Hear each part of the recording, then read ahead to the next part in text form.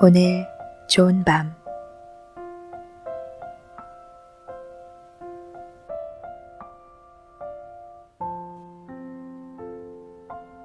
안녕하세요. 조선왕 독살 사건 2권을 읽어드립니다. 이 책은 조선 왕들의 독살설을 파헤치며 임금과 신하의 정치적 역학관계를 통해 조선사의 핵심은 물론 오늘날의 정치구조까지 통찰하게 합니다. 실제로 도대체 누가 왜 왕을 죽이려 했는지를 알게 되는 것만으로 우리 역사와 지금 이 시대를 바라보는 시각이 달라질 것입니다. 오늘은 7장 제26대 왕 고종의 이야기와 에필로그의 일부를 읽어드리겠습니다. 그럼 모두 좋은 밤 되세요.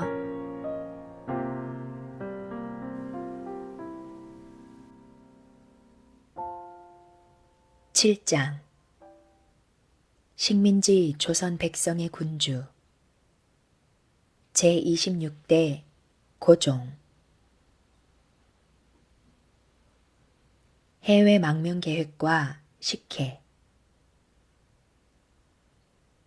1863년 12월 조선의 25대 임금 철종이 창덕궁에서 사망했다. 철종은 14년간 재위에 있었지만 강화도령이라는 그의 별명처럼 재위 기간 동안 사실상의 임금은 그가 아니라 도령을 임금으로 만들어준 외척 안동 김씨였다. 그런데 철종이 33세 나이로 사망했을 때 후사가 없었으므로 그의 후사에 비상한 관심이 쏠렸다.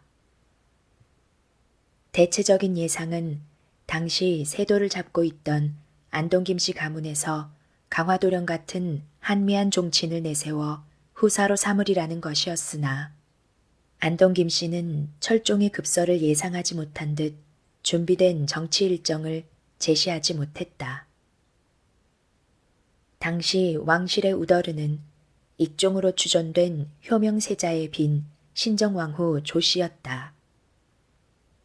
조씨는 중희당의 중신들을 모아놓고 말했다. 나 같은 미망인이 이런 망극한 일을 당하니 원통하지만 이제 국세의 안위를 살펴볼 때 시각이 급하니 여러 대신은 종사의 대계를 빨리 의정하라. 종사의 대계란 후임 임금을 결정하라는 말이었다. 그러나 신하들이 종사의 대계를 정할 수는 없었다. 아무리 세도 정치라지만 신하의 입으로 누가 임금이 되는 것이 좋겠다고 말했다가는 자칫 역적으로 몰릴 수 있었다. 따라서 이 문제는 신정왕후 조씨만이 거론할 수 있었다. 안동 김씨는 미리 후사를 정해놓지 않은 것을 후회했으나 이미 엎질러진 물이었다. 원로인 영중추부사 정원용이 자성이 교지를 내리셔서 책정하시기 바랍니다. 라고 입을 열었다. 조대비로서는 바라고 바라던 순간이었다. 드디어 안동 김씨를 누르고 친정 풍양조 씨가 전면에 등장하게 된 것이다.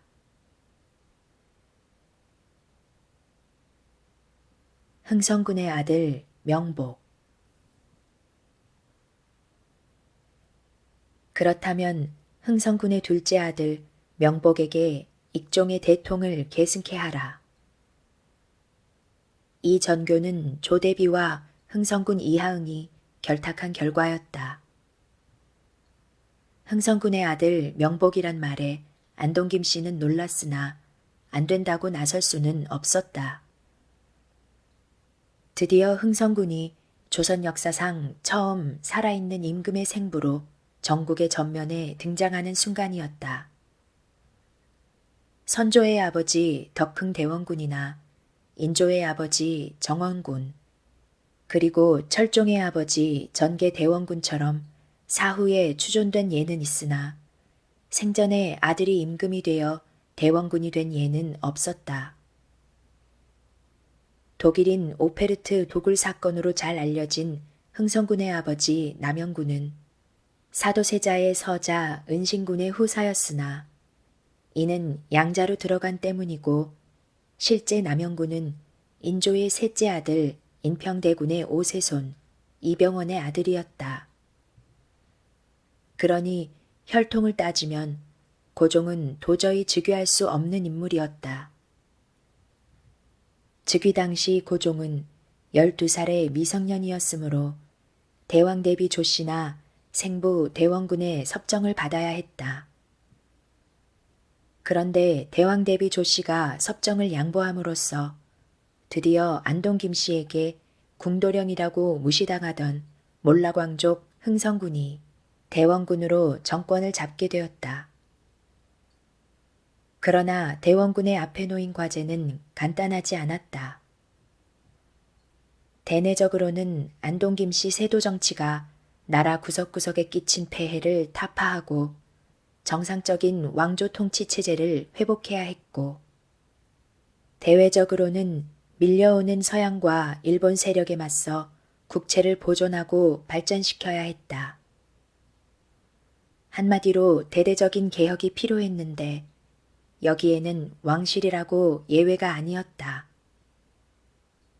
대원군은 세도 정치의 주역인 안동 김씨를 제거하고 그간 왕권을 견제해 오던 비변사를 축소 폐지했으며 의정부의 기능을 강화하고 삼군부를 부활시켰다.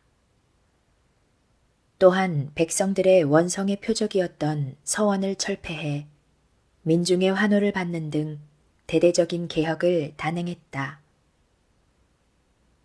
뿐만 아니라 대원군은 고종 3년 프랑스 선교사 처형 사건을 계기로 강화도에 침략한 프랑스 함대를 격퇴하고 고종 8년에는 제너럴 셔먼호 소각 사건을 빌미로 강화도에 침략한 미국 함대를 격퇴하는 전과를 올리는 등 대내외적으로 많은 성과를 거두었다.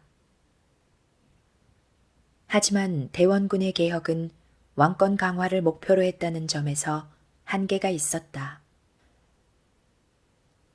당시 조선 왕조가 처한 상황은 왕권 강화라는 한 가지 목표로 해결할 수 있을 만큼 한가하지 않았다. 그는 왕실의 권위를 높이기 위해 임진왜란 때 불탄 경복궁을 중건하려고 당백전을 주조하는 등 수많은 무리수를 두어 백성들의 지지를 원성으로 돌렸으며 서원 철폐와 호포제 실시로 양반 사대부들의 불만을 유발시켰다. 하지만 무엇보다 대원군의 가장 큰 실수는 민씨를 며느리로 뽑은 것이었다. 대원군은 외척의 발호를 염려해 부인 민씨의 친정에서 며느리를 뽑았다. 그러나 대원군에 의해 왕비가 된 명성황후 민씨는 화서 이항로의 수제자인 며남 최익현으로 하여금 대원군의 10년 치세를 실정의 연속이라고 공격하는 상소문을 올리게 해 대원군의 몰락에 결정적인 역할을 하였다. 그런데 이 상소를 놓고 대원군과 최익현이 맞붙었을 때 고종은 훗날 여러 번 반복해 보여지는 전형적인 방관과 기습의 태도를 취했다. 10년 동안 대원군의 정치에 수수방관 끌려가기만 했던 고종은 일단 최익현의 상소가 올라오자 대원군을 버리고 그를 지지하면서 호조 참판에 제수했다. 고종은 대원군 측이 격렬히 반발하는 와중에 최익현이 대원군의 국정 관여 금지를 주장하는 2차 상소를 올리자 할 수 없이 최익현을 제주도로 유배 보내긴 했으나 이는 최익현이 백성들로부터 최충신이란 찬양을 받아가며 귀향길에 올랐다는 일화가 보여주듯 대원군 측의 공격으로부터 최익현을 보호하기 위한 것이었다. 이 사건으로 대원군은 운현궁을 떠나 충청도 덕산의 남영군 묘소에 성묘한 후 양죽은 직곡산장으로 은퇴할 수밖에 없었다. 이로써 제위 10년 11월 드디어 고종의 친정이 시작되었다.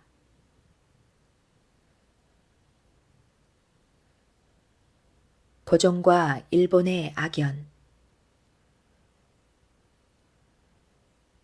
고종이 아버지 대원군과 최익현의 대결에서 최익현의 손을 들어준 것은 유리하다는 판단이 설 때만 심중의 의사를 나타내는 그의 성격을 잘 보여준다. 고종은 보통 아버지 대원군의 도포자락과 명성황후의 치맛자락에 쌓여 있다 나라를 빼앗긴 용렬한 군주로 알려져 있지만 사실상 그렇게 용렬한 군주는 아니었다. 고종을 직접 만났던 거의 모든 외국인은 그를 대단히 해박한 지식과 보폭 넓은 정치력을 지닌 군주로 회상했다. 그러나 대원군 축출 장면에서 보여지듯이 고종의 정치력은 적극적으로 상황을 조성하는 것이 아니라 다른 세력이 조성한 상황을 최대한 이용하려는 수동적인 정치력이란 점에서 한계가 있었다. 고종은 아버지가 치세할 때 적극적으로 제어하지 않은 것처럼 부인의 친정이 치세할 때도 적극적으로 제어하지 않았다. 자본주의의 물결이 밀려오던 조선 후기의 혼란기에 이러한 고종의 정치 태도는 많은 문제를 안고 있었다. 수동적인 고종의 정치 태도는 대외관계에서 보다 심각한 위기를 드러낸다. 고종 12년 9월에 있었던 일본 군함 운양호의 강화도 침입 사건은 앞으로 밀려올 외세에 대한 그의 외교 능력을 가늠하는 시금석이었다. 대원군이라면 이 도발 행위에 대해 병인양요나 신미양요 때처럼 군사적으로 맞섰을 것이다. 이때 일본은 미국의 군사 위협에 굴복해 개국한 지 불과 20년밖에 되지 않았었다. 따라서 정한론이 기승을 부리기는 했으나 국력을 기울여 조선 침략에 나설 상황은 아니었고 그럴 실력도 없었다. 이런 상황에서 고종은 개국에 뜻을 두었더라도 일단 운양호를 격퇴한 후 대등한 위치에서 주체적으로 개국을 단행해야 했다.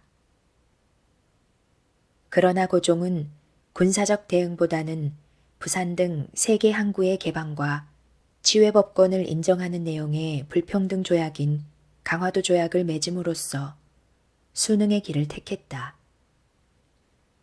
한번 열린 불평등 조약의 문은 닫을 수가 없어서 이후 미국과는 조미 통상 수호 조약, 청과는 조청 상민 수륙 무역 장정을 맺었으며 영국 및 독일 그리고 러시아와도 예외 없이 불평등 조약을 맺게 되었다. 고종은 이를 소중화 사상에 입각한 이의제의 정책이라고 생각했지만 이의제의는 오랑캐를 제압할 힘이 있을 때 가능한 정책이다.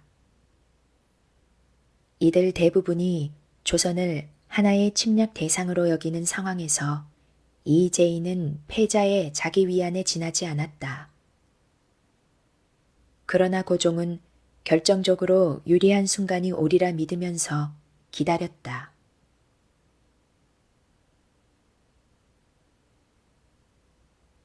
국내의 혼란과 일본의 내정 간섭. 개화파인 민씨 세력이 주도한 잇따른 불평등 조약은 대원군을 중심으로 하는 수구파에 심한 반발을 불러일으켰다. 고종 19년 신식군대인 별기군의 특별대우에 분노한 구식군인들이 일으킨 이모군란이 그 대표적인 예다. 군인들은 일본 공사관을 불태우고 별기군 교관 호리모토 레이조를 타살했으며 선해청 당상 민겸호와 경기감사 김보현 등 민씨 일파를 살해하고 나아가 명성황후까지 찾아내려 하였다. 그러나 명성황후는 이미 궐 밖으로 도망친 뒤였다. 군사 위협에 놀란 고종이 구식군인들의 지지를 받는 대원군에게 전권을 위임한 것은 두 세력이 다툴 때 대세에 따르는 그의 정치 방식을 잘 보여준다. 일단 대세에 따르다가 기회를 엿보아 반격하는 것이 고종의 정치 방식이었다. 대원군은 이모군란으로 10년 만에 다시 집권하게 되었으나 재집권은 그리 길지 못했다. 청이 세 척의 군함과 4천여 명의 군사를 몰고 와 대원군을 청의 텐진으로 납치해 갔기 때문이다.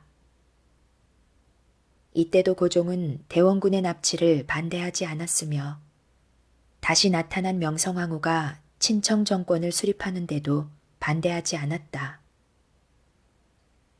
친청 4대파로 변신한 민씨일파가 조정을 장악하자 일본은 친일 정권을 수립하고자 김옥균, 박영효 등 개화파를 이용해 이모군란 2년 후인 고종 21년 갑신정변을 일으키게 하였다. 갑신정변이 성공하자 또다시 대세에 순응한 고종은 개화파에 동조해 거주지를 창덕궁에서 경운궁으로 옮겼다. 그러나 청군의 개입으로 3일 만에 개화파가 패배하자 이번에는 개화파를 역적으로 몰았다. 140여 명에 불과한 일본군을 믿고 정변을 일으킨 김옥균 등 개화파의 무모한 시도는 결국 실패했고 일본도 서울에서 쫓겨나는 수모를 당했다. 그러나 일본은 이 정변으로 조선과 1885년 한성조약을 맺어 불탄 공사관 건축비와 배상금 지불을 약속받았으며 청과는 텐진조약을 체결하였다. 청일 양군의 조선 철수와 향후 조선 파병 시 서로 통과할 것을 주요 내용으로 하는 이 텐진조약으로 일본은 유사시 조선에 군대를 파견할 수 있는 권리를 부여받게 되었다. 고종 31년 전라도 고부에서 동학접주 전봉준의 지도로 시작된 동학농민혁명은 텐진조약에 의거해 일본군과 청군의 충돌을 부른 계기가 되었다. 동학농민군을 진압하기 위해 고종이 청에 파병을 요청함으로써 텐진조약에 따라 일본군도 출동하게 된 것이다. 청일전쟁에서 승리한 일본은 민씨정권을 몰아내고 대원군을 다시 영입해 김홍집을 수반으로 하는 친일내각을 구성했다. 동학농민군을 진압하기 위해 청군을 끌여들었던 고종은 이 때문에 오히려 정권을 일본에 빼앗기게 된 것이다. 일본은 청과 시모노세키 조약을 맺어 막대한 배상금과 함께 대만 요동반도를 할양받았다. 그런데 요동반도의 할양은 남하 정책을 추진하던 러시아를 자극해 러시아, 독일, 프랑스 세 나라의 삼국 간섭을 초래했다. 일본은 요동반도를 반환하라는 이들의 요구에 따르지 않을 수 없었다. 이로써 러시아가 일본보다 강력하다는 사실을 알게 된 고종과 명성황후는 러시아 공사 베베르와 결탁해 친일파 박영효를 몰아내고 이범진 등이 주도하는 친러 내각을 출범시켰다. 청나라를 이용해 대원군을 몰아냈던 고종이 이번에는 러시아를 끌어들여 다시 대원군을 쫓아낸 셈이다. 청일전쟁에서 승리하고도 그 열매를 러시아에게 빼앗긴 일본은 이노우에 가오루 공사 후임으로 부임한 미우라 고로 공사에게 극단적인 방법을 사용하도록 했다.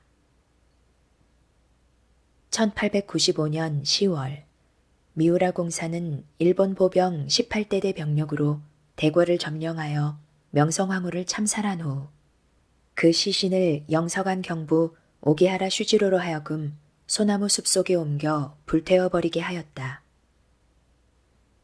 이 사건이 바로 을미사변이다.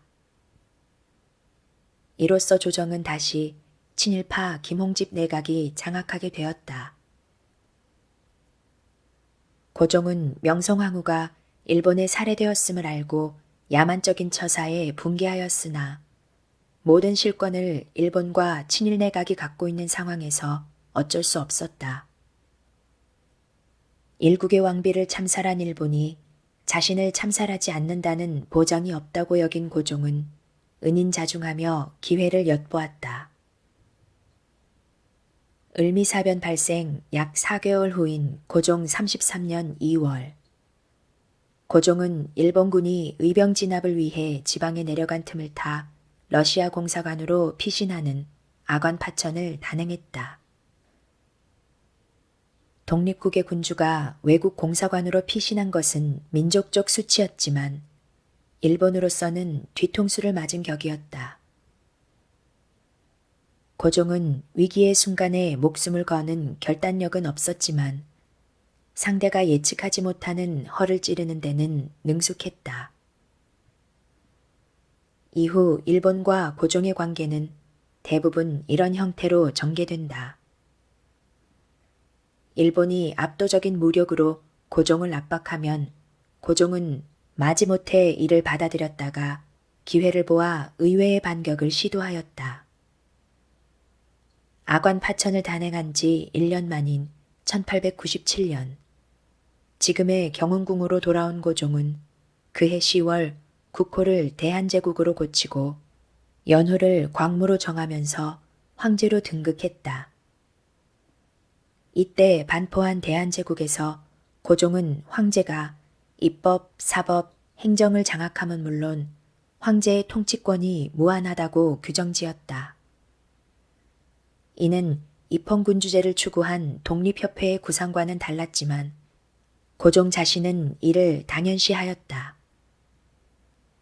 한편 러시아 세력을 몰아내지 않으면 한반도 병탄이 불가능하다고 생각한 일본은 1904년 2월 선전포고 없이 인천과 여순에 러시아 함대를 급습하여 러일 전쟁을 일으켰다. 러일 사이에 전운이 감돌자 고종은 국의 중립을 선언하여 전쟁의 영향력에서 벗어나려 하였다. 그러나 일본이 다른 곳도 아닌 인천에 주둔한 러시아군을 공격함으로써 시작된 전쟁에서 대한제국이 자유로울 수는 없었다. 일본은 전쟁 직전 대한제국에 군대를 보내 서울과 전국의 군사요지를 점령하고 필요한 경우 일본이 대한제국 영토를 군사적으로 사용할 수 있다는 내용의 한일의정서 체결을 강요했다.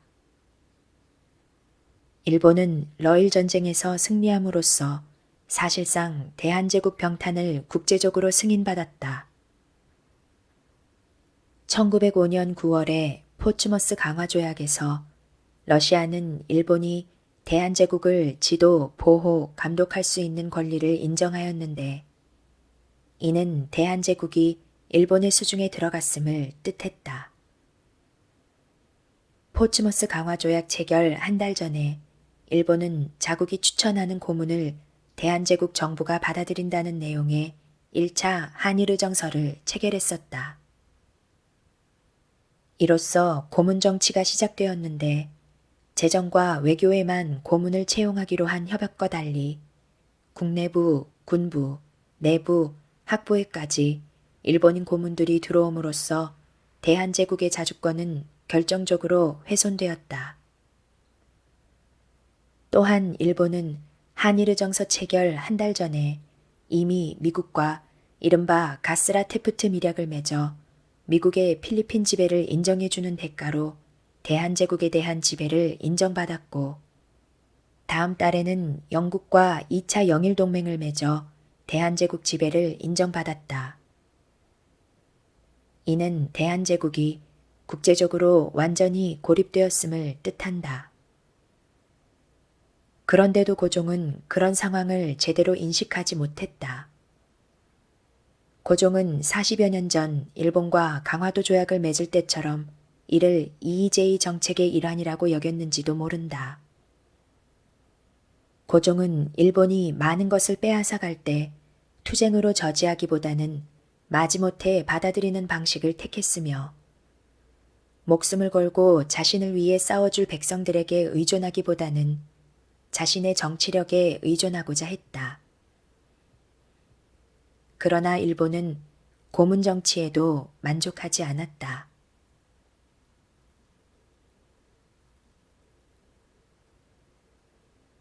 가속화되는 일본의 침략, 그리고 고종의 대응. 1905년 10월 말 일본 내각회의는 대한제국을 이른바 보호국화한다는 명목으로 강제 점령하기로 결정했다. 이를 위해 대한제국에 파견된 인물이 이토 히로부미다. 그해 11월 9일 서울에 온 이토 히로부미는 다음날 경운궁으로 고종을 방문해 대한제국을 보호국화하겠다는 소위 천황의 친서를 전달했다. 고종은 러일 전쟁 이후 일본이 취해온 여러 조치에 대한 불만을 털어놓았지만 이토 히로부미의 대답은 적반하장이었다. 폐하께 한마디 묻고 싶은데 대한제국이 어떻게 해서 오늘날까지 생존할 수 있었으며 대한제국의 독립은 누가 준 것입니까? 폐하께서 이를 아시면서도 불만을 말할 수 있습니까? 이토 히로부미의 말은 서구 열강이 먹으려던 대한제국이란 음식을 일본이 대신 먹어주니 고마워하라는 말이나 다름없었다. 이토 히로부미는 계속 고종을 위협했다. 이는 일본 정부의 확고한 방침으로서 결코 움직일 수 없습니다.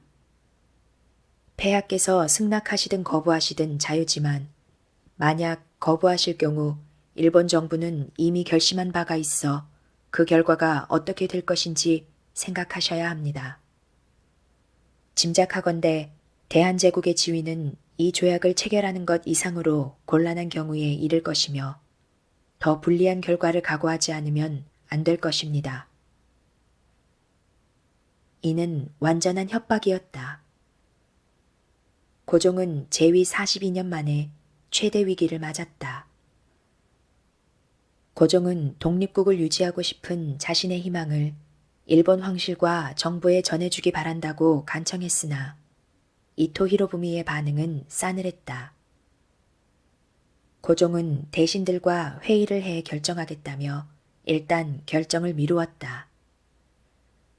당시 일본 공사였던 하야시 곤노스케가 이 회의에 대해 자세한 기록을 남겼는데 그에 따르면 일본은 회의에 참석할 대한제국 대신들의 회유와 일본군 대장을 통한 군사 위협, 그리고 옥쇄를 미리 확보하는 것 등의 대책을 수립하고 있었다.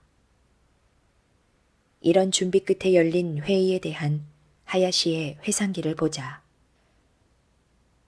나는 미리 이러한 회의 중에도 황제가 궁궐 깊은 곳에서 어떠한 기도를 꾸미고 있는지 시시각각 알 필요가 있어 꼼꼼하게 밀사를 배치해 두었는데 그 밀사가 저녁 어스름 무렵에 다음과 같은 보고를 보내왔다.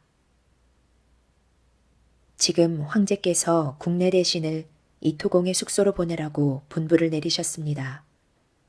그 목적은 지금 대궐에서 협의하고 있는 문제를 2, 3일간 연기해 줄 수 있는가 하는 황제의 희망을 이토공에게 전하려는 것 같습니다.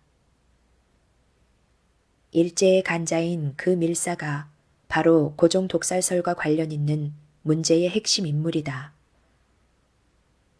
그로부터 7년 전인 고종 34년에 일어난 순종의 독차 사건도 이런 간자들 짓이었다. 당시 고종과 황태자가 즐겨 마시던 커피에 다량의 아편을 넣은 독차 사건은 친러파가 일으킨 것으로 알려져 있으나 친일파가 개입했을 개연성도 농후하다. 허나 그 어느 쪽이든 간에 국내의 간자가 개입한 것은 분명하다.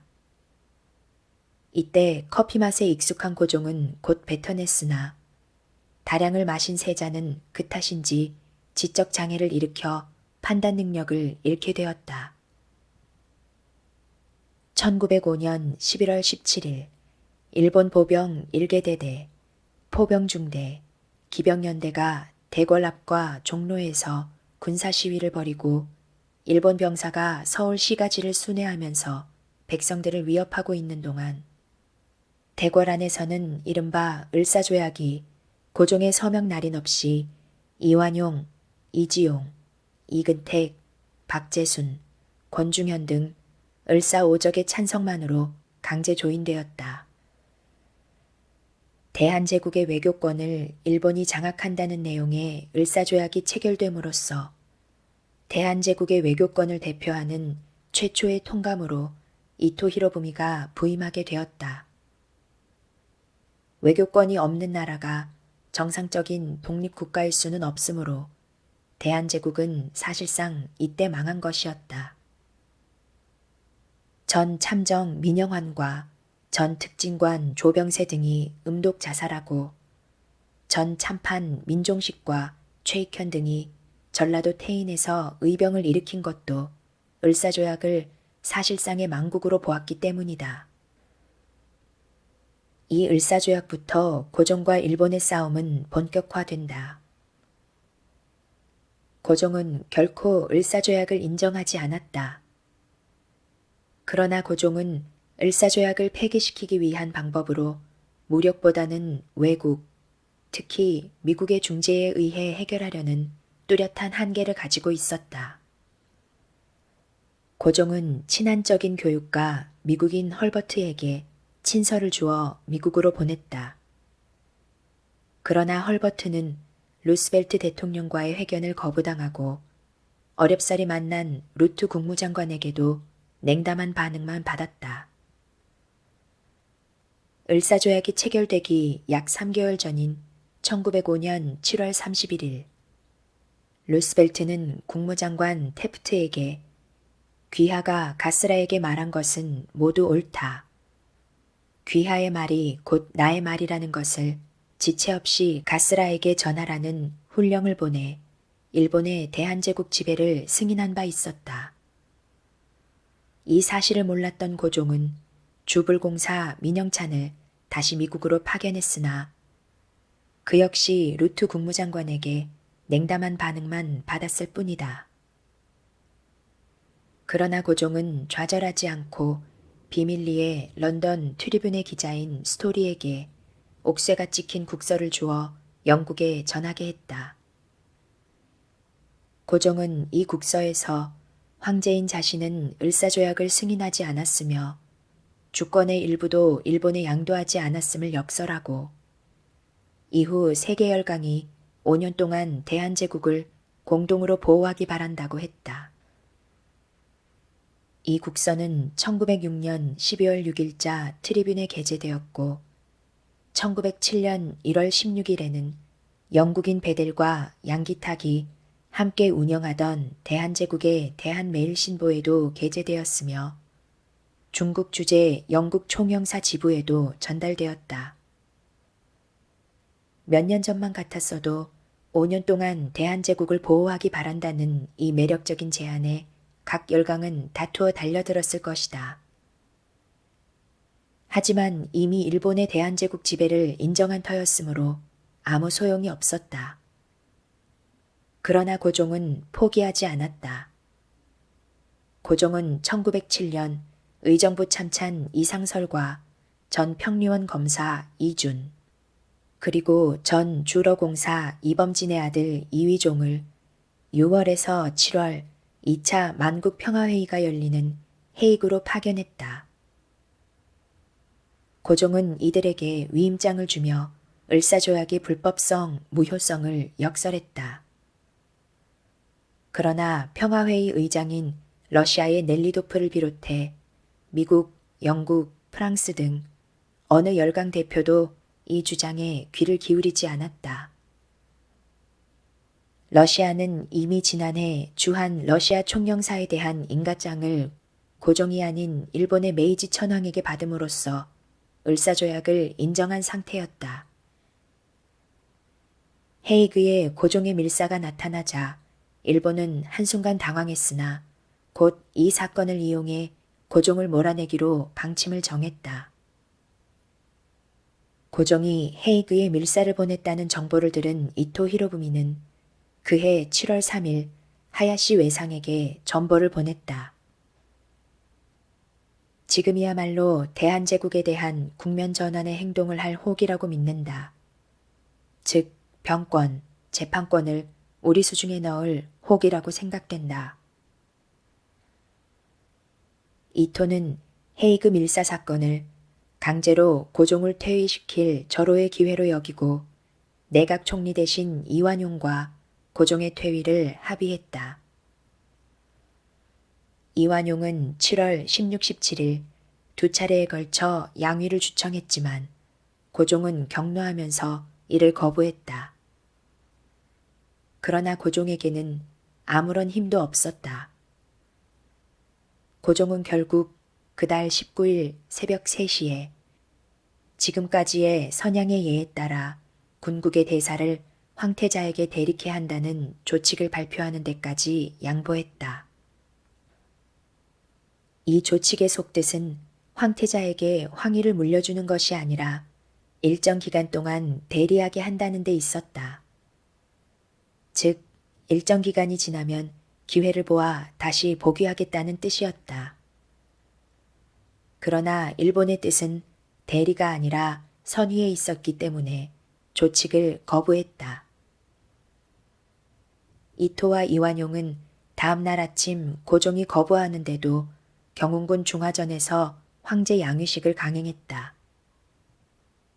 양위하는 고종과 양위받는 순종 모두 참석하지 않은 세계 역사상 유례를 찾아볼 수 없는 희한한 양위식이었다. 그 후 일본은 순종과 황태자인 영친왕 은을 덕수궁에서 창덕궁으로 이주시킴으로써 고종의 영향력에서 벗어나게 하려 했다. 독차 사건 이후 정상적인 판단 능력을 잃은 순종이 즉위했으니 이제 모든 것은 일본의 뜻대로였다. 고종을 무력화시킨 일본은 대한제국을 완전히 점령하기로 하고 그해 8월 1일 6천여 명에 달하는 대한제국 군대를 강제 해산시켰다.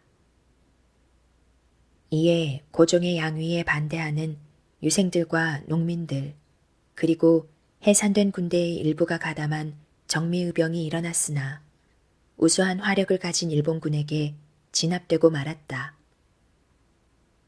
그리고 그 2년 후인 1909년 9월부터 남부 수비관구 사령관 와타나베 소장이 이끄는 일본군은 의병운동을 뿌리 뽑기 위해 2달 동안 이른바 남한 대토벌 작전을 전개했다. 이 토벌 작전으로 의병운동이 가장 활발했던 전라도를 중심으로 한 여러 지역에서 사륙, 방화 등의 방법으로 의병장 10남이를 포함한 2천여 명 이상의 의병이 살해되거나 체포되었다. 이로써 전라도 의병은 결정적인 타격을 입었다. 일본이 토벌 작전을 전개한 이유는 저항할 수 있는 무력을 미리 제거해 대한제국을 완전히 병합할 수 있는 조건을 만들기 위해서였다. 결국 다음 해인 1910년 8월 동양의 평화를 영원히 확보하기 위해 대한제국을 일본 제국에 합병함이 가장 좋은 길임을 확신한다는 내용의 소위 한일합방조약이 일본 통감 데라우치 마사다케와 대한제국 내각 총리 대신 이완용 사이에서 체결되었다. 고종은 물론 순종도 여기에 동의하지 않았으나 일본에겐 이미 이들의 동의가 필요 없었다. 일본은 대한제국이란 국호를 다시 조선으로 회귀시키고 조선 총독부를 설치해 데라우치 통감을 조선 총독으로 임명하였다. 이제 대한제국의 모든 권력은 고종이나 순종의 것이 아니라 총독의 것이었고 그가 사실상 대한제국의 국왕이었다. 그러나 이완용 같은 소수의 친일파를 제외하고는 조선민중 그 누구도 데라우치 총독을 임금으로 생각하지 않았다.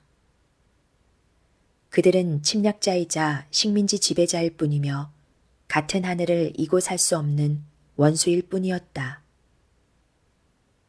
조선 민중의 가슴속에 자리 잡은 임금은 여전히 고종이었다. 그것이 일본에겐 골칫거리였다. 대한제국을 강제로 침탈한 후 일본은 고종 황제를 이태왕으로, 황태자 순종을 이왕으로 격하시켰다. 비록 왕이란 칭호는 남아 있었으나 이름뿐이었고 1871년 삼부 72현으로 재편된 일본의 지방관제에 조선이란 한 부가 추가된 형국이었다.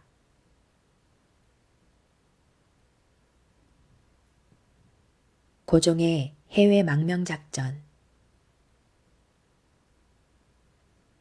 고종은 자신의 재위기간 중에 500년 사직이 망한 것에 자괴감을 느꼈으나 포기하지 않았다. 고종은 기다리고 있으면 언젠가는 기회가 온다고 믿은 인물이었다. 광무 2년 대원군이 세상을 떴을 때 장례식에도 참석하지 않았던 고종은 만약 이대로 세상을 뜬다면 저승에 가서 대원군을 볼 면목이 없었다. 더욱이 25명의 역대 선왕을 볼 면목은 더더욱 없었다. 그래서 고종은 포기하지 않은 것인지도 모른다. 일본이 헌병 통치로 표현되는 무단 통치로 조선을 옥죄고 있을 때에도 그는 포기하지 않았다. 일본은 대한제국을 병탄한 후 조선 귀족령에 따라 75명의 전 현직 고위 관료에게 자귀를 주었다. 후작 6명, 백작 3명, 자작 21명과 남작 45명이었다. 이들 중 상당수는 이완용이나 송병준 같은 친일파였으나 일부 일제의 회유에 못 이겨 자귀를 받은 인물들도 있었다. 하지만 나라가 망했을 때 조선의 지배층 인사 중 목숨 걸고 일제와 투쟁한 인물은 드물었다. 이들은 왜 투쟁에 나서지 않았을까? 이들이 투쟁에 나서지 않은 데는 나름의 논리가 있었다. 바로 고종의 존재였다. 일본은 한일합방이 일본 황실과 대한제국 황실의 자유로운 의사와 합법적인 절차에 따라서 이루어졌다고 선전하고 있었다.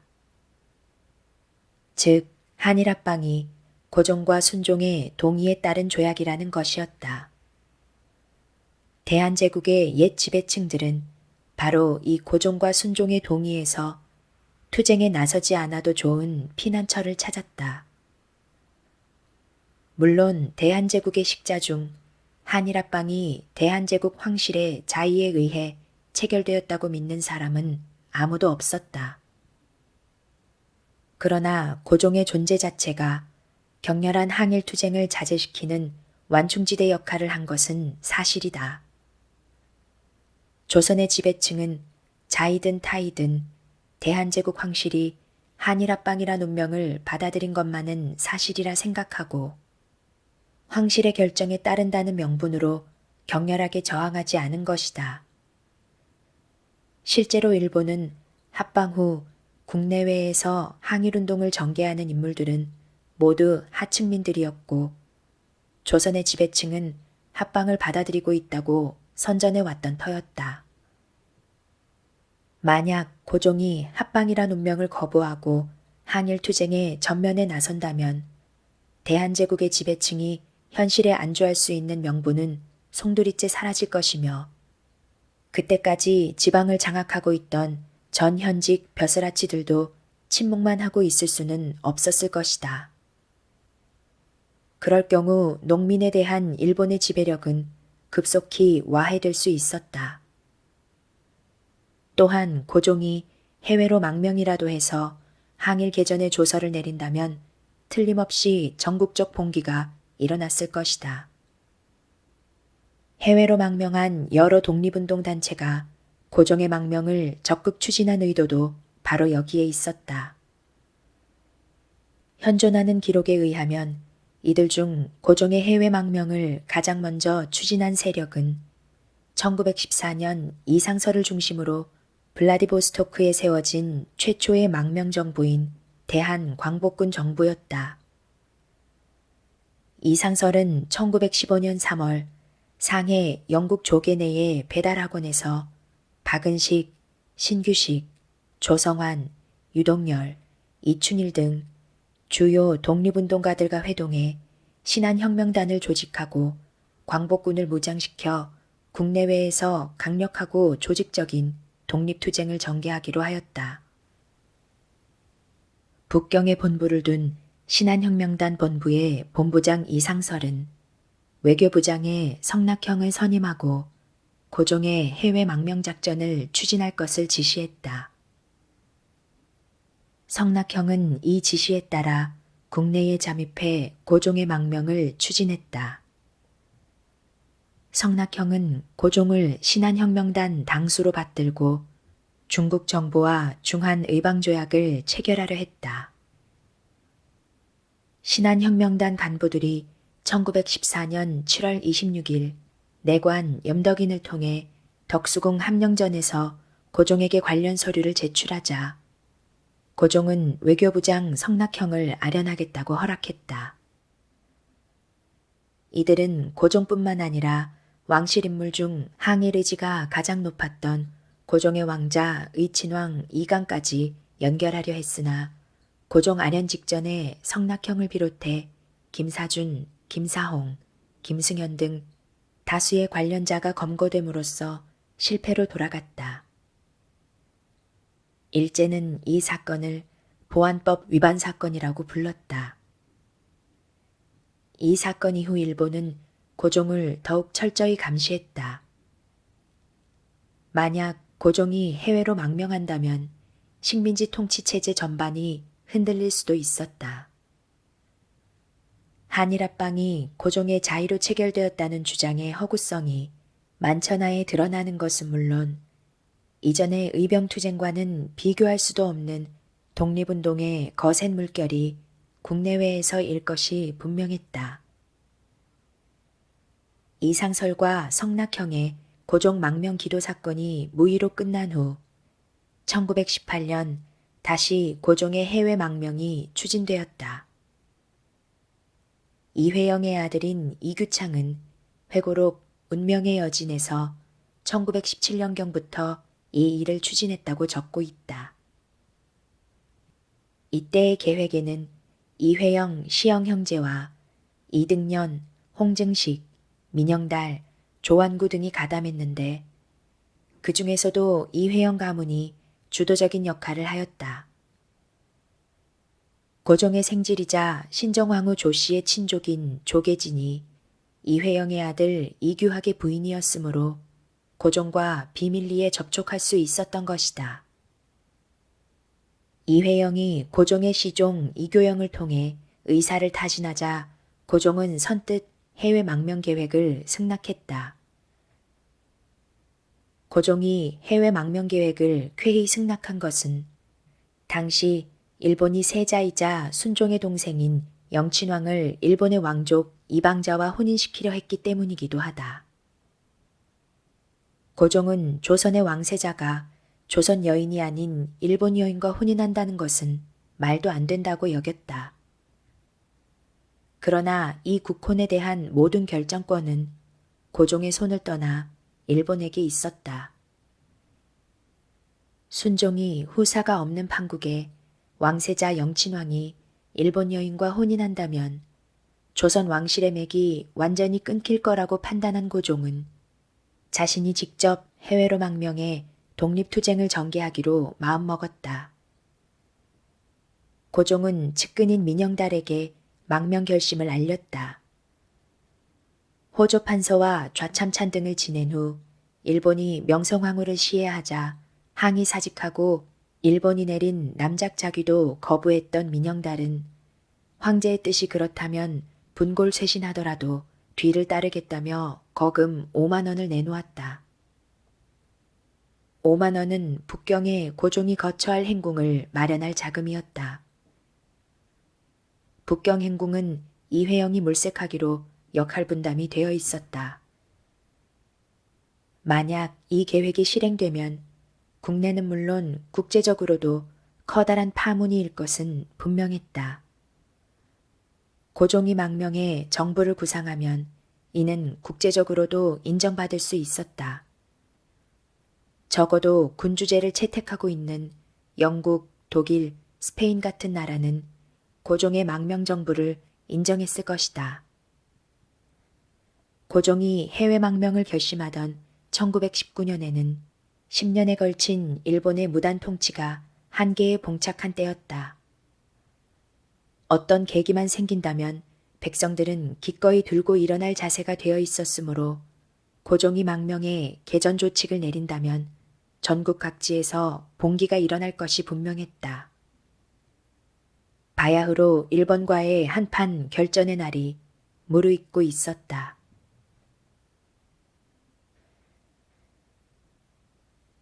마지막 군주의 최후. 이렇듯 자금이 준비되고 행궁 마련 계획까지 세워져 구체화되어 가던 고종의 망명 계획은 그러나 의외의 사태로 성사되지 못했다. 당사자인 고종이 예기치 못하게 급서한 것이다. 고종의 급서에는 여러 가지 의문점이 많다. 당시 고종의 망명을 준비했던 사람들은 한결같이 망명 정보가 누설되어 일본이 독살한 것이라고 증언하고 있다.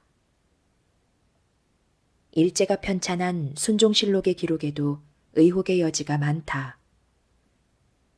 순종실록 부록에 태왕의 와병 기록이 나오는 것은 1919년 1월 20일이다. 그러나 이 기록은 고종의 병명도 없이 그저 태왕의 병이 깊어 그날 동경에 있던 왕세자에게 전보로 알렸다고만 되어 있다. 문제는 그날 밤 고종의 병세가 깊어 숙직한 인물이 바로 일본으로부터 자작의 자귀를 받은 친일파 이완용과 이기용이었다는 점이다. 그리고 다음날 묘시에 고종은 덕수궁 함령전에서 승하했다. 그러므로 고종의 임종을 지켜본 인물은 헤이그 밀사 사건 때 고종에게 일본해가 일왕에게 사죄하든지 퇴위하라고 윽박질렀던 이완용과 일제에게 자기를 받은 친일파뿐이었다.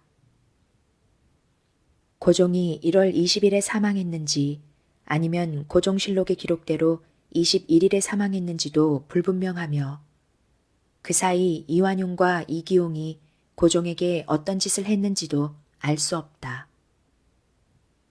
더구나 일본은 고종의 사망 사실을 하루 동안 숨겼다가 발표했는데 발표 방식도 신문 호외를 통한 비공식적인 것이었다. 고종의 병명은 급서의 경우 흔히 갖다 붙이는 뇌일혈이었다.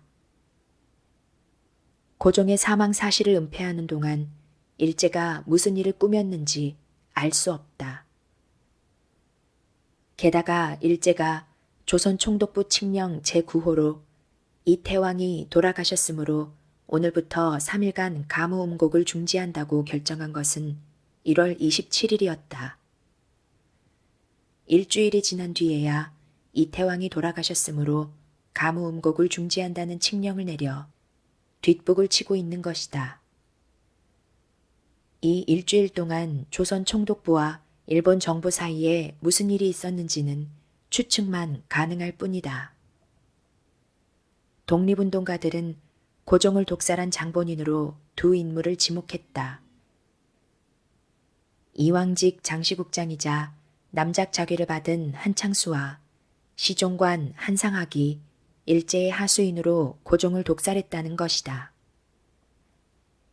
이증복은 1958년 12월 16에서 19일자 연합신문에 1918년 12월 19일 밤에 두 한씨가 독약이 들어있는 식혜를 올려 독살했다고 적고 있다. 성신여대의 구양근 교수가 일본 외무성 외교사료관에서 찾아낸 국민대회 명의의 성명서에는 이 설을 지지하는 기록이 나온다. 고종이 사망한 그달에 열린 국민대회의 성명서가 그것인데 그 내용 중에 그들은 출로가 막히자 후위를 두려워하여 간신배를 사서 시해하기로 하였다. 윤덕영, 한상학 두 역적을 시켜 식사당번을 하는 두 궁녀로 하여금 밤참에 독약을 타서 올려 시해했다는 것이다. 이처럼 고종 독살설은 단순한 설이 아니라 고종의 마지막 임종을 지켜본 이완용과 이기용, 그리고 독살의 혐의를 받고 있는 한창수, 윤덕영, 한상학 등의 이름이 실명으로 거론될 만큼 구체성을 띠고 있다. 고종 독살설이 시중에 널리 유포되고 이를 사실로 확신하게 된 것은 이런 구체적인 정황 때문이었다. 게다가 일제가 비밀을 지키기 위해 두 궁녀를 살해했다는 사실에 이르면 믿지 않을 사람이 없었을 것이다. 이런 독살설은 일반과 궁중 모두에 널리 퍼졌다. 앞서 말한 이회영의 며느리자 고종의 생질인 조계진이 고종이 승하한 닷새 후 운영궁에 다녀와서 시부에게 이런 사실을 전한 데서도 이를 알 수 있다. 고종 독살설은 당시 여러 사람이 기록으로 남기기도 했다. 의병장 곽종석과 교류하였던 송상도는 명나라가 망한 뒤 기려도사가 명말 충신의 사적을 수집한 예에 따라 전국 방방곡곡을 돌아다니며 사적을 수집해 기려수필을 남겼는데 이 책의 유신영 편에 역신 윤덕영, 한상학, 이완용이 태황을 독살했다고 기록하였다. 한편 충북 보은에 살던 유신영은 경술련에 자결코자 했으나 군왕이 생존에 계심으로 참았다. 인산날 군왕을 지하에서 만나 불충의 죄를 씻겠다며 자결하였고 곡성에 살던 김기순도 이제 우리 군왕마저 승하하셨으니 가망이 없다며 할복 자살했으며 묵과 출신으로 선전관을 지낸 백성흠은 고종의 독살설을 듣고 대성통곡하다가 수일 후에 숨을 거두는 등 자살이 잇따랐다. 당시의 기록인 김윤식의 소금청사에는 고종이 갑자기 승하해서 아들들도 임종을 지켜보지 못했다고 기록되어 있다. 해방 이후에는 독립운동가인 선우훈이 사회비사, 덕수궁의 비밀에서 고종 독살설을 다뤘다. 그 내용은 고종의 칠촌 조카인 이지용의 증언에 바탕을 두고 있다. 고종이 독살로 시해당한 것은 해외 망명을 꾀하다가 그 계획이 누설되었고 이에 일제의 사주를 받은 이완용 등에 의해 독살당했다는 것이다. 사회비사는 고종의 독살이 독립운동 자금으로 내리려던 금괴와도 관련이 있다는 흥미로운 사실에 대해서도 언급하고 있다. 황실 소유의 금괴 85만 양을 12개의 항아리에 나누어 황실 재정을 담당하던 이용익에게 시켜 비밀 장소에 매장했고 고종은 그 장소가 그려진 보물지도를 이지용에게 맡기고 탈출을 기도했는데 탈출 직전에 시해당했다는 것이다.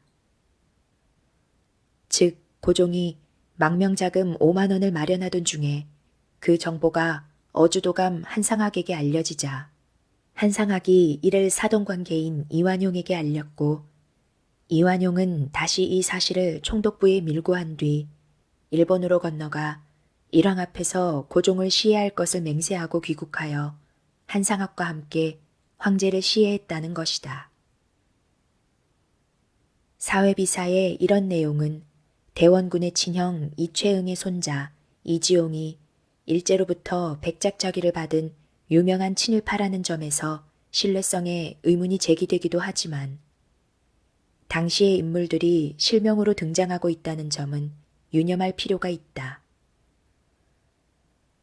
고종 독살 사건에는 이외에도 어이 한상호, 이왕직 장시국장 한창수, 왕실사돈 윤덕영 등이 관련된 것으로 사료들은 전하고 있는데 그에 의하면 이들은 서로 공모하여 사전에 황소만한 개를 1분 만에 죽일 수 있는 약을 시험하는 등 치밀한 계획을 짰다.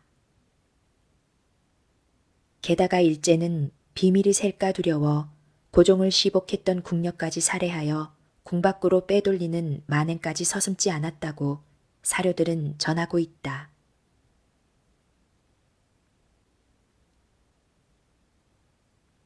고종이 해외로 망명했다면 고종의 급선은 한일 합방 이상의 충격을 주었다. 만약 고종의 해외 망명이 성공하여 망명 정부를 수립하고 일본에 선전포고를 했다면 한반도 전역은 걷잡을 수 없는 혼란에 휩싸여 아무리 강고한 무단 통치라 해도 통제할 수 없는 상황이 되었을 것이 분명하다.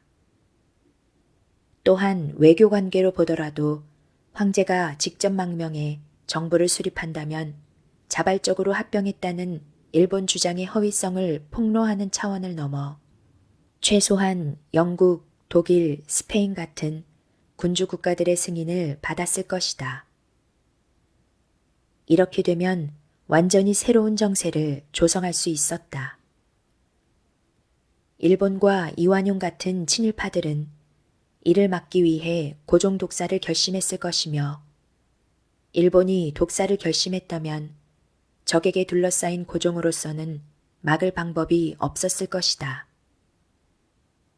고종의 치세는 결코 훌륭했다고 말할 수 없다. 그러나 그는 어쨌든 조선 백성의 임금이었다. 그는 사대부들이 앞장선 의병을 중지시킬 수 있는 권위를 갖고 있는 조선의 임금이었다. 그의 죽음이 전 민족적 항거인 3.1운동을 유발시킨 것만 보아도 그가 당시 백성들에게 어떤 존재였는지를 단적으로 알 수 있다. 조선 백성들은 일본의 천황이 아닌 고종을 임금으로 생각했다. 그리고 고종이 사망하자 그 인산일에 전 국민적으로 항거했다. 그의 부인 명성황후 민씨가 살해됨으로써 을미의병이 일어나고 고종의 독살로 3.1운동이 발발했으니 아마도 고종 부부는 죽음으로써만 일본에게 복수할 수 있는 비극적 운명을 타고난 것인지도 모른다. 518년간 존속했던 조선의 마지막 군주의 인산을 애도 시위로 보낸 것은 500년 왕업에 대한 이 땅 소박한 백성들의 마지막 의리와 예우인지도 모르겠다.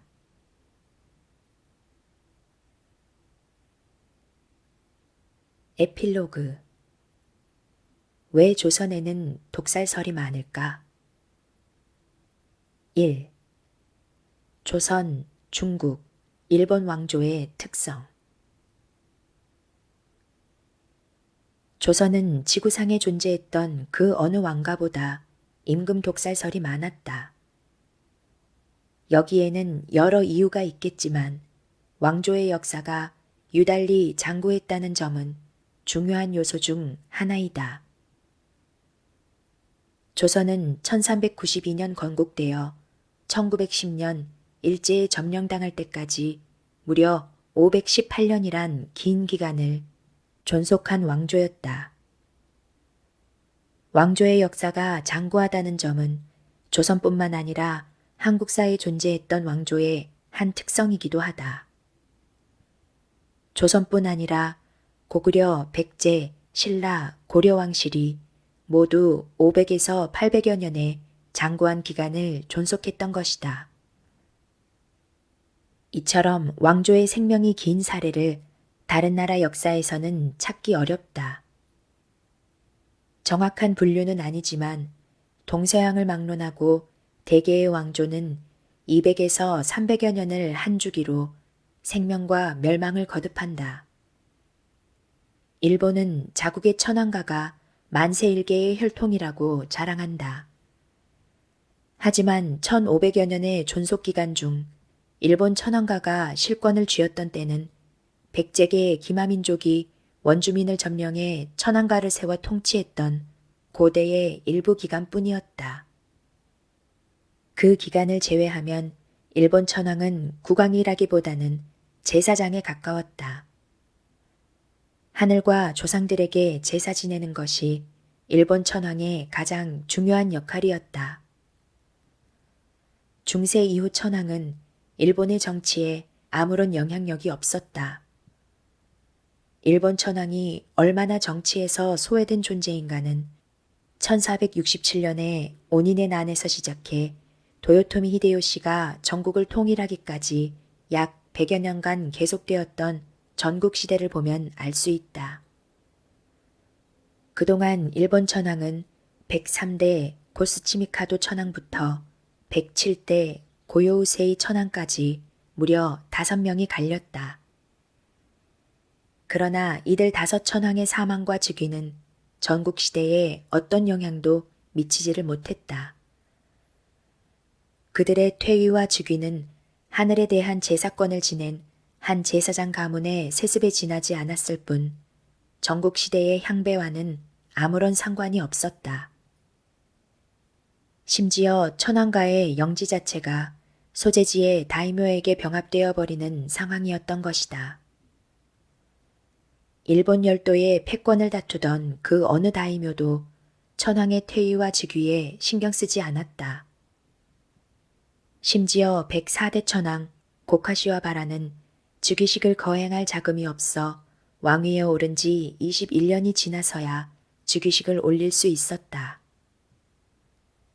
전쟁에 나선 오다 노부나가나 도요토미 히데요시 그 누구도 천황의 존재를 인정하지 않았다. 그들은 자신들에게 명분이 필요할 때만 천황의 존재를 인정하고 이용했다. 오다 노부나가가 천황영지의 조세를 대신 징수해주고 천황의 거주처를 수리해준 것은 다른 다이묘들보다 명분상 우위를 얻기 위한 것이었다. 천황은 직전에게 우대신이라는 칭호를 줌으로써 이에 보답했다. 도요토미 히데요시도 마찬가지였다. 천민 출신으로 전국을 통일한 도요토미 히데요시는 1588년 새로 지은 교토의 주라쿠다이에 천황을 초청하고 각 다이묘들을 불렀다. 그는 천황에게 관백이란 직위를 받았는데 이것은 사실상 일본 국왕의 이름이었다. 도요토미 히데요시는 각 다이묘들에게 천황과 관백에게 복종을 약속하는 서약을 하게 했다. 그러나 천황에 대한 서약은 형식에 불과했고 사실상 관백에 대한 충성을 맹세하는 자리였다.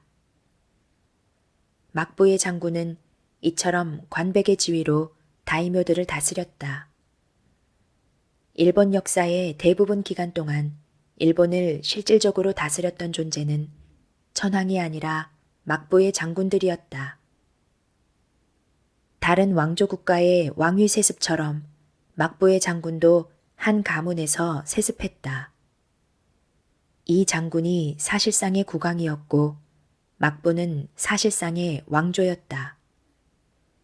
그러나 한 가문이 막부를 지배하는 기간은 그리 길지 못했다.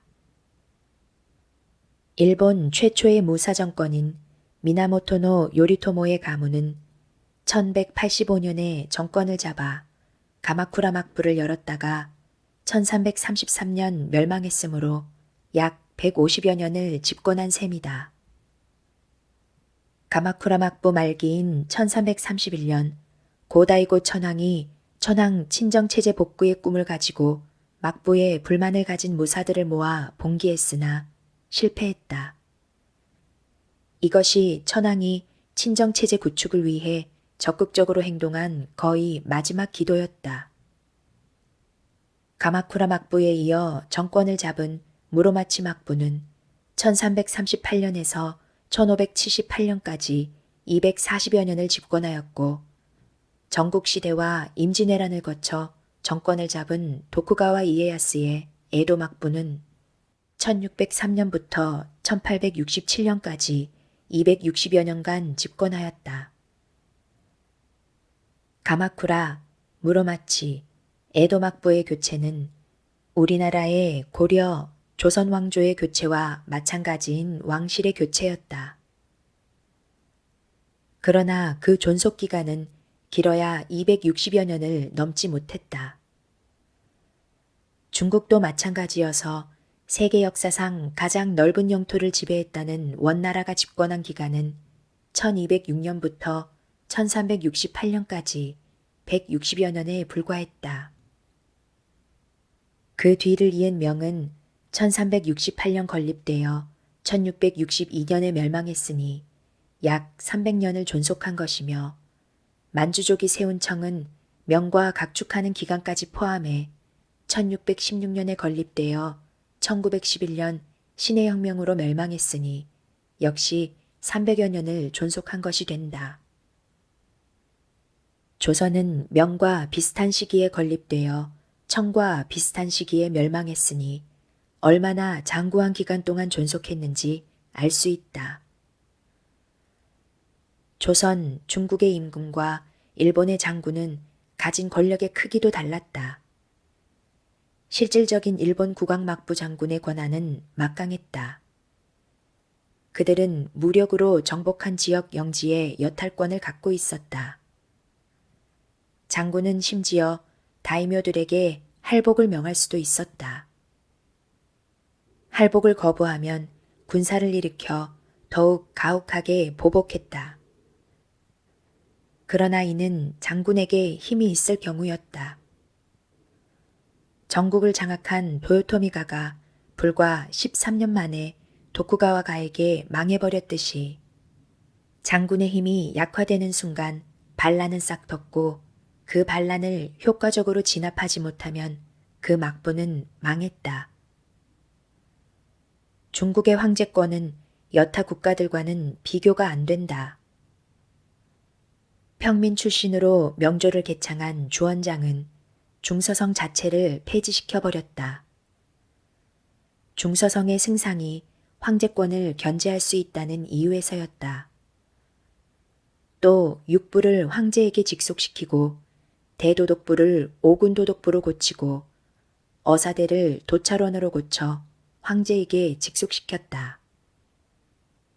그야말로 국가의 모든 권력이 황제의 한 소나귀에 있는 것이다. 감히 신하들이 권력을 갖고 황제와 다툰다는 것은 꿈도 꾸기 어려운 상황이었다. 중국이 대신들보다는 주로 황관들의 전횡이 문제가 되었던 것도 이 때문이다. 황제의 권한이 절대적이다 보니 황제와 지근거리에 있는 황관들이 힘을 지니는 것이었다. 왕권이 가장 약했던 조선이 왕조의 존속 기간은 가장 오랜 것은 아이러니다. 왕조의 존속 기간이 중요한 것은 한 왕조나 국가의 생명 사이클은 비슷한 경로를 거치기 때문이다. 한 국가나 왕조는 창업기, 성장기, 발전기, 쇠퇴기, 소멸기라는 생명 사이클을 지닌다. 사이클의 각 과정은 상황에 따라 길 수도 짧을 수도 있다. 만약에 발전기가 길다면 그 왕조의 국력은 로마가 그랬던 것처럼 한없이 뻗어나가는 것이다. 발전기가 끝나면 정체기 또는 쇠퇴기라는 시련이 찾아온다. 이때가 바로 대대적인 혁신이 필요한 시기였다. 혁신에 성공하면 사이클은 다시 성장기나 발전기로 돌아갈 수 있다. 실패하면 망하게 된다. 그리고 그 폐허 위에 새로운 왕조나 국가가 혼란을 수습하며 창업기의 자리를 차지하는 것이다. 그런데 조선은 쇠퇴기, 멸망기에 접어든 이후에도 무려 3세기 이상을 끌어온 특이한 국가였다. 이런 기록은 세계사에 유례가 없다. 그 이유는 지배층의 성격이 내부적으로 바뀐 데 있다.